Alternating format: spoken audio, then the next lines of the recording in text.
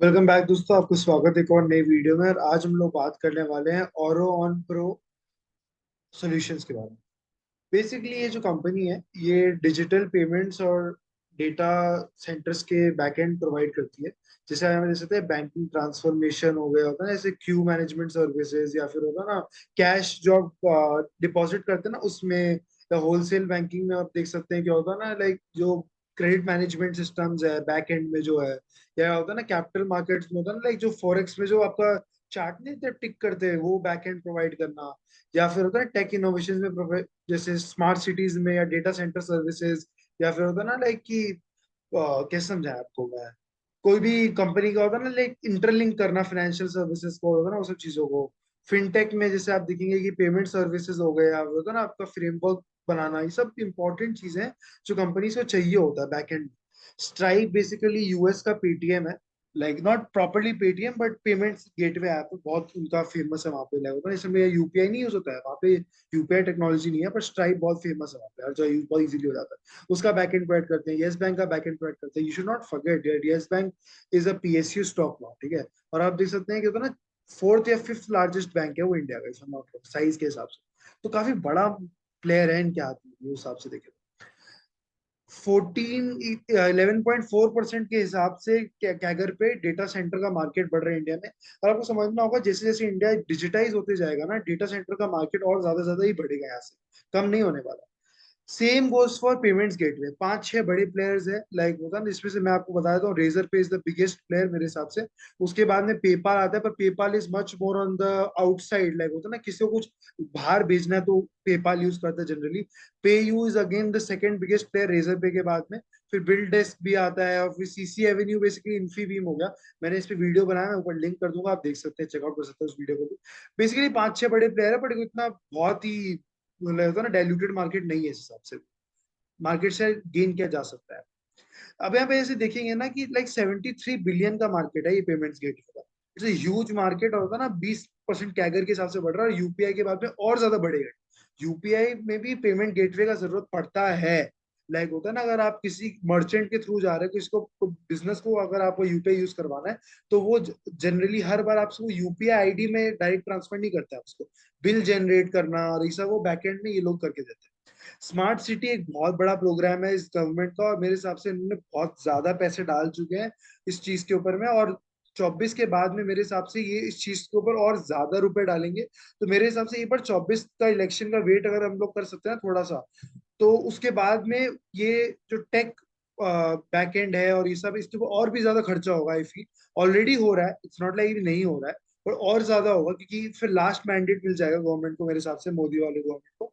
तो I think और ज्यादा ये लोग कुछ क्रेजी करना चाहेंगे या बड़ा करना चाहेंगे मेरे हिसाब से। प्रॉफिटेबल है ये कंपनी, धीरे धीरे ग्रो भी कर रही है, कोई प्रॉब्लम नहीं है ग्रोथ और में। स्पेशली एक की फैक्टर मेरे हिसाब से ये इंडिया सेंट्रिक है, इंडिया पे बहुत ज्यादा फोकस्ड है, which is a very good thing. और APAC basically Asia Pacific region, like होगा ना थाईलैंड, मलेशिया, सिंगापुर और ये सब वाला एरिया है, जो काफी ग्रोथ प्रोवाइड कर रहा है, और आगे जाके मेरे हिसाब से और ज्यादा ग्रोथ प्रोवाइड कर सकता है। और इनके पास में एक प्रॉब्लम क्या है, इनके पास बैकएंड नहीं है बिल्कुल आईटी का। हमारे पास वो स्ट्रेंथ है आईटी बैकएंड, हमारे पास सॉफ्टवेयर इंजीनियर है जो आईटी बैकएंड प्रोवाइड करते हैं, इसीलिए India is in a very sweet spot उस हिसाब से, अगर आप देखेंगे तो यहाँ पे देखेंगे तो होता है ना तोशी सिस्टम्स को इन्होंने एक्वायर किया होता है ना, जो कि बेसिकली होता है डेटाबेस हल्का सा हेल्प करेगा इनको प्रोवाइड करने में। यहाँ पे होता है ना लोग एससी सॉफ्टी में भी अपना स्टेक बढ़ाए हैं लोग, और हेलो पेशेंट्स वाला यूएस में भी, बेसिकली बहुत सारे जगह पे लोग अपना हाथ मार रहे हैं, लाइक होता है बैक एंड डेटा बिलिंग में करने में, ताकि डाइवर्सिफाई हो जाए लोग, एक कोई सेंट्रिक में नहीं फंस जाए लोग। इंपॉर्टेंट चीज है मेरे हिसाब से, और अच्छा बात है।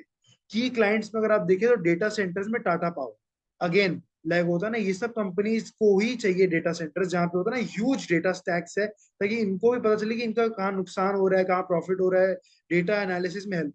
HDFC bank is a laggard in, I would say, कि होता है ना लाइक मॉडर्नाइजेशन बैंकिंग में, तो एचडीएफसी बैंक भी काफी यूज कर रहा है, पर ब्रांच ट्रांसफॉर्मेशन कोटक दो स्टेप आगे है उसमें। लेकिन कोटक इस कंपेरेटिवली छोटा है एचडीएफसी बैंक के हिसाब से, just on the basis of कि होता है कितना सारा आउटलेट्स है उनका, तो वो लोग ज्यादा नेक्स्ट जनरेशन के लिए फोकस्ड है। एचडीएफसी बस अपने आप को मॉडर्नाइज करना चाह रहा है। यहाँ पे देखते थे मालदीव का गवर्नमेंट जो है वो भी इनको स्मार्ट मोबिलिटी और के लिए काफी सारा कॉन्ट्रैक्ट दे रहा है। इंपॉर्टेंट चीज है, management is okay, not a problem. एक प्रॉब्लम जो मैं आगे जाके बताऊंगा वो है कि 33% इनका प्रमोटर का स्टेक है और 14% रिलेटिव्स है। बेसिकली घर वाले और वो मिला के 47% है, पब्लिक है 52। बहुत ज्यादा डाइल्यूटेड है पब्लिक के अंदर आई फील। पर बाईबैक किया गया है रिसेंट टाइम्स के अंदर में। जैसे आप यहाँ पे देख सकते हैं कि होता ना, यहाँ पे एक बाईबैक को ऑफर किया गया था इन लोग के द्वारा लाइक पब्लिक में, और इन्होंने काफी सारे शेयर्स उठाए हैं, but still I feel 33% is too less of a stake for a promoter in a company. क्योंकि इतना केपेक्स इंटेंसिव भी नहीं है अभी तक ये बिजनेस मेरे हिसाब से। बट वट एवर, अभी ऐसे देख सकते हैं कि ऑल टाइम हाई पे है अभी सेल्स के हिसाब से। अगर आप देखिए प्रॉफिटेबिलिटी समथिंग जो मेरे हिसाब से और बेटर हो सकते हैं। बीच बीच में कंपनी को झटका लगते रहता है, लाइक होता है लॉस या पुराना प्रॉफिट्स को एडजस्ट करते रहते हैं लोग। तो मेरे हिसाब से it is the right time कि अभी एक झटका आने वाला है, क्योंकि 4 5 6 6 8 क्वार्टर हो गया है, अभी तक कोई झटका आया नहीं है। तो मेरे हिसाब से हो सकता है एक झटका दे दे, ताकि आपको एक अच्छा बाइंग प्राइस मिल जाए इसके लिए। उसको साइड करते हुए मेरे हिसाब से बोरोइंग कमी है इस कंपनी का, ज्यादा है नहीं, इन्होंने कम कर लिया है अपना बोरोइंग ऑलरेडी काफी कम। तो वो एक अच्छा चीज है। प्रमोटर मैंने आपको बोल दिया है कि स्टेक थोड़ा कम है, एक अच्छा चीज है। एफआईआई स्टेक बढ़ा रहे हैं और साथ में डीआईआई भी स्टेक बढ़ा रहे हैं धीरे धीरे करके अपना वापस से, which is a good sign है वो, क्योंकि I feel this is a good play.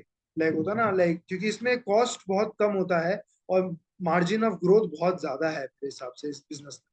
Secondly आ जाते हैं कि क्या लेवल्स है इस कंपनी के। मेरे हिसाब से 285 और यहाँ पे 215 मेजर लेवल्स है यहाँ पे। तो मेरे हिसाब से मैं इस शेयर को 245 का वेट करूंगा। मेरे हिसाब से एक मेजर ब्रेकवे पार्ट है, क्योंकि एक बार यहाँ आ जाएगा तब मैं कंफर्टेबल हूँ इसको लेने में। तो अगर आप बहुत बुलिश है इस ट्रेंड के ऊपर में, तो आप 300 से भी बाई कर सकते हैं इस कंपनी को, और नीचे डाउनवर्ड एवरेजिंग कर सकते हैं। आपको थोड़ा सा वेट करना होगा मेरे हिसाब से। This space is gonna boom like anything, क्योंकि एक बार 24 का मैंडेट मिल जाता है, which I feel is mostly done Modi को, then this company can really start moving. और ये 800 900 कोई बहुत बड़ा बात नहीं है। और आपको समझना होगा कंपनी कोई बहुत बड़ी कंपनी नहीं है। मार्केट कैप प्राइस भी आपको अगर मैं दिखा दूं ना लास्ट में एक बार ले जाके यहाँ पे, 780 करोड़ की कंपनी है। It's like okay, it's not huge. तो काफी ग्रोथ है अभी भी इस कंपनी में बाकी। तो उसी के साथ आज की डी समाप्त करते हुए, थैंक यू फॉर वॉचिंग।